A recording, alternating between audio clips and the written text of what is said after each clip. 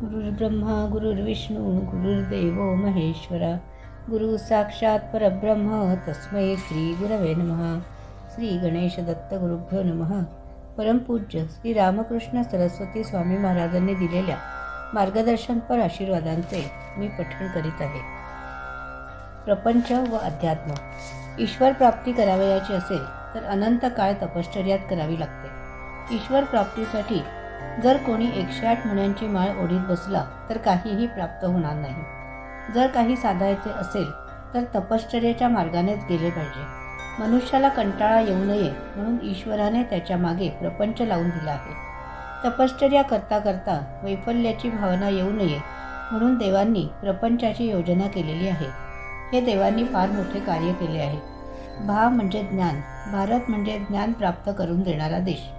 पूर्वी ऋषीमुनींनी लग्न कार्य केली, त्यांनाही मुलेबाळे झाली होती, परंतु त्यांनी उपासनेने मनावर ताबा मिळविला होता. ईश्वर प्राप्ती ही अतिशय अवघड व अतिकष्टाने साध्य होणार आहे.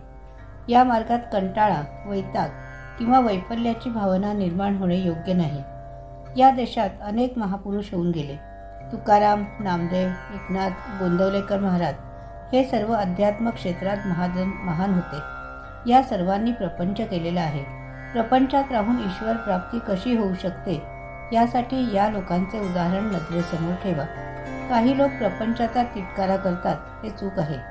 आमच्या वाट्याला जे आले आहे ते भोगलेच पाहिजे, तेथून पळ काढता कामा नये.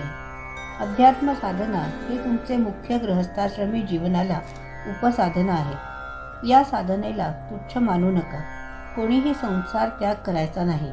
परमार्थ साधनेत प्रपंच असलाच पाहिजे, म्हणजे परमार्थात अनेक कष्ट घेतल्यानंतरही वैफल्याची भावना येत नाही.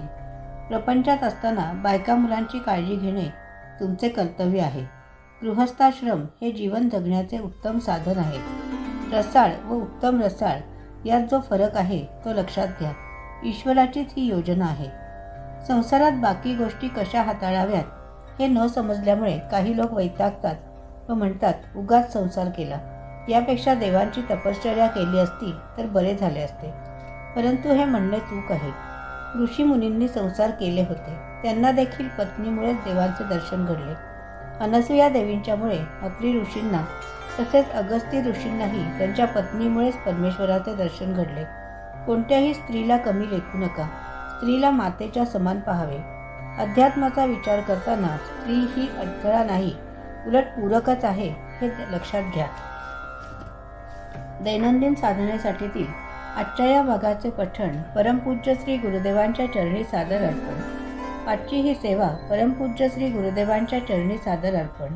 श्री गुरुदेव दत्त.